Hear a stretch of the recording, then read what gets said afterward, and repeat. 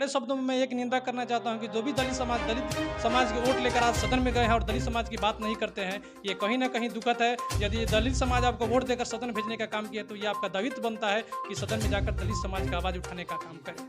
जिस दिन पसमानदा समाज एक हो जाएंगे, आपके भी घर से सदन में जाने, आपके भी लड़के सदन में जाएंगे और हमारे समाज में जो बच्चे नहीं पढ़ पाते हैं या जो भी हमारे समाज में कमी है वो बात सदन तक यहाँ से ले जाकर पटना सदन में उठाने का काम करेंगे, तभी बात सरकार के कान में जाएगी तो हमारी समस्या दूर होगी।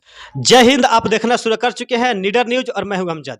अभी मेरे साथ उपस्थित है 6/2024 के पूर्व जिला पार्षद प्रत्याशी अताउर रहमान जी और इनसे हम बात करने वाले आज जातीय जनगणना पे। जैसे कि आप सबको पता हो कि बिहार में जातीय जनगणना की होड़ बहुत तेजी से मची हुई है और कहीं ना कहीं लोगों का ओपिनियन बहुत तरह तरह का निकल रहा है। कोई लोग बोल रहा है कि जातीय जनगणना करना चाहिए, कोई बोल रहा है नहीं करना चाहिए। तो इनसे बात करेंगे और जानेंगे जातीय जनगणना से क्या फायदा होने वाले हैं और क्या नुकसान होने वाले हैं। सबसे पहले अताउर जी, आपका स्वागत है निडर न्यूज में। जी बहुत बहुत शुक्रिया। जी, जैसा कि अभी होड़ मची हुई है बिहार में जातीय जनगणना को लेके, इसके मुद्दे पे आपसे हम बात करना चाहेंगे। तो आपको क्या लगता है कि जातीय जनगणना कितना सही है और कितना गलत है? क्या बिहार में जातीय जनगणना होना चाहिए या फिर नहीं होना चाहिए? जी बिल्कुल होना चाहिए जातीय जनगणना। किस आधार पे आप कहते हैं कि होना चाहिए? इस आधार पर कहते हैं कि इससे पता चलेगा कि कौन सी जाति बिहार में कितना है, क्योंकि यही स्लोगन है कि जाति के आधार पर हर चीज़ में जो आदमी का सीट का जिसकी जितनी संख्या भारी उसकी उतनी हिस्सेदारी। इससे पता चलेगा कि कौन समाज कितना बिहार में है। तो बिल्कुल जातीय जनगणना एकदम होना चाहिए, अच्छी बात है। आपको नहीं लगता है कि जातीय जनगणना होने के बाद कहीं न कहीं जो नेता लोग हैं, वो अपना समीकरण बैठा लेंगे कि इस जाति इस समुदाय के लोग ज़्यादा हैं, तो कहीं न कहीं उस क्षेत्र से हम चुनाव लड़ेंगे तो जीत जाएँगे? नेताओं की ये चाल है और वो जानना चाहते हैं कि बिहार में जातीय जनगणना हो ताकि उन्हें पता चले कि समुदाय के लोग किधर है, उधर आराम से अपना आसानी के साथ सीट को हासिल कर पाएँ। क्या कहना चाहेंगे इसके बारे में आप? सर देखिए, जातीय जनगणना से इसमें सबसे बड़ी अगर फ़ायदा देखा जाए तो पसमानदा समाज की है, क्योंकि पसमानदा समाज की एक बड़ी आबादी है बिहार के अंदर और पसमानदा समाज सिर्फ आज़ादी के बाद में वोट देते आया है, उसको हिस्सेदारी नहीं मिला है। तो इसलिए हम चाहते हैं कि जातीय जनगणना हो और ये भी हो पसमानदा समाज के कि इनकी स्थिति क्या है और आज़ादी के 70 साल में कौन सी बिहार की राजनीतिक पार्टियां कितने % पसमानदा को सदन भेजने का काम किया, यदि नहीं भेजने का काम किया तो क्यों नहीं भेजने का काम किया। इसलिए बिहार के अंदर जातीय जनगणना होना चाहिए, इसका मैं पुरजोर समर्थन करता हूँ।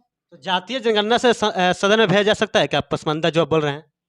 इससे क्या होगा कि जो बिहार की पार्टियां हैं जी, जी। उसको पता चलेगा कि ये समाज इतना है और ये समाज आज़ादी के बाद में वोट देते आया है, क्योंकि इसमें मुसलमान में भी बहुत सारी जातियां हैं। जी, जैसे स्वर्ण मुस्लिम हैं जो अपने आप को शेख लोग हैं, पठान लोग हैं जी। और उसमें अंसारी है, मंसूरी हैं, बहुत सारे लोग हैं। तो ये पता चलना चाहिए कि कौन सी जातियाँ कितनी है और जिसकी जितनी संख्या भारी उसकी उतनी हिस्सेदारी। इससे पसमानदा समाज को बेनिफिट होगा। मुझे लगता है कि आज़ादी के 70 सालों में खास तौर पर 10-5 लोग सदन में गए होंगे, इससे ज़्यादा नहीं होंगे। इसलिए जातीय जनगणना होना चाहिए और पसमानदा समाज का भी ये होना चाहिए जातीय जनगणना अलग-अलग जाति का कि कौन सी जाति बिहार में कितना है। तो कहीं न कहीं आपको लग रहा है कि जातीय जनगणना होने के बाद पता चल पाएगा कि इस समुदाय के लोग कितना है और उससे सरकार को ये नज़र पड़ेगी कि इस समुदाय के लोग इतना है, सिर्फ़ और सिर्फ़ आज़ादी के बाद जो है वोट देते आई है और कहीं न कहीं इन्हें हक नहीं मिला है। क्या ऐसा कुछ कहना चाहते हैं आप? जी, जी, जी, एकदम यही कहना चाहते हैं कि इससे था पता चलेगा और ये भी पता करना है कि जी, जी। आज़ादी के 70 साल में पसमानदा समाज को किस पार्टी ने सदन भेजने का काम किया। अभी की हाल-फिलहाल चुनाव की मैं बात कर रहा हूँ, जी, जी। विधानसभा की। तो पसमानदा समाज के आरजेडी ने 2 कैंडिडेट उतारे थे, एक कांटी से इसराइल मंसूरी और 2 बांका से जावेद इकबाल अंसारी। जी, जी। तो कहीं न कहीं ये छल होने का काम किया। बिहार में इतनी पसमानदा समाज है और 2 टिकट, ये कहीं न कहीं कमी है, इतनी सीट हम लोग को नहीं मिलना चाहिए। कहीं आप चाहते हैं कि पसमानदा को भी सीट मिले? जी, पसमानदा को सीट मिले। मैं चाहता हूँ कि पसमानदा अगर वोट दे रहा है, तो मैं कहीं यहाँ दे रहा हूँ स्वर्ण मुसलमानों को, तो कहीं पसमानदा को कोई दे रहा है, तो जी, वहाँ जी। टिकट देने का काम करे। कोई भी राष्ट्रीय बिहार की राजनीतिक पार्टियाँ और एक और पसमानदा समाज का पिछड़ेपन का सबसे बड़ा कारण ये है जी, जी।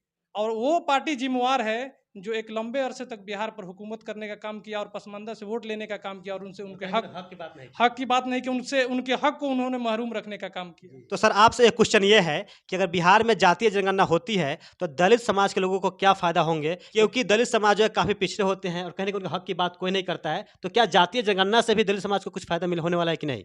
जी, जातीय जनगणना से एकदम दलित समाज को फ़ायदा होगा इनसे। जैसे जैसे? जैसे में उनकी ये क्या होते हैं जातीय जनगणना से उनको पता चलेगा कि दलित समाज आखिर आखिर है तो है कितना, उससे उनको भी फायदा होगा, क्योंकि दलित समाज भी पिछड़ेपन का शिकार है। उनकी भी कोई हक हुकूक की बात नहीं करता है। और कड़े शब्दों में मैं एक निंदा करना चाहता हूँ कि जो भी दलित समाज के वोट लेकर आज सदन में गए हैं और दलित समाज की बात नहीं करते हैं, ये कहीं ना कहीं दुखद है। यदि दलित समाज आपको वोट देकर सदन भेजने का काम किया तो ये आपका दायित्व बनता है कि सदन में जाकर दलित समाज का आवाज़ उठाने का काम करें। तो सर एक क्वेश्चन ये है कि कहीं न कहीं बैकवर्ड के जो लोग होते हैं पीछे रह जाते हैं, लेकिन फॉरवर्ड के जो लोग होते हैं बहुत आगे चले जाते हैं, तो इस पर आप क्या कहना चाहेंगे? इस पर यही कहना है कि हमारे पसमानदा समाज मुत्तहिद नहीं है, एक नहीं है। जिस दिन पसमानदा समाज एक हो जाएँगे, आपके भी घर से सदन में जाने आपके भी लड़के सदन में जाएँगे और हमारे समाज में जो बच्चे नहीं पढ़ पाते हैं या जो भी हमारे समाज में कमी है, वो बात सदन तक यहाँ से ले जाकर पटना सदन में उठाने का काम करेंगे, तभी बात सरकार के कान में जाएगी, तो हमारी समस्या दूर होगा। कहीं न कहीं बैकवर्ड के जो फैमिली के लोग होते हैं, उन्हें कहीं न कहीं शिक्षा की ज़रूरत है, बच्चों को अच्छा पढ़ाने की ज़रूरत है। जी, जी, बिल्कुल आपके नज़र में? बिल्कुल ज़रूरी है और कहीं न कहीं आदमी बैकवर्ड जो समाज से जो लड़का आता है, पढ़ कर जाता है, लेकिन आगे उनकी रहनुमाई करने वाला नहीं मिलता है, जिसके कारण हमारे बच्चे कहीं सेट नहीं होते हैं। तो कहीं न कहीं आप चाहते हैं कि जो बैकवर्ड के लोग हैं, वो सदन तक पहुँचे। जी, हम यही कहना चाहते हैं कि तमाम जहाँ भी मैं किसी का विरोध नहीं कर रहा हूँ, जी, लेकिन जी। मैं अपनी समाज की बात कर रहा हूँ हुँ, कि हुँ। जहाँ भी पसमानदा समाज है, आप एक मुत्तहिद होइए, आप एक आवाज़ बनिए। बिहार के अंदर आपके भी मिनिस्टर होंगे, आपके भी एमएलए होंगे, हर चीज़ आपके साथ होंगे, लेकिन सबसे पहले पसमानदा समाज मुत्तहिद हो, एक हो, तभी जाकर ये संभव है।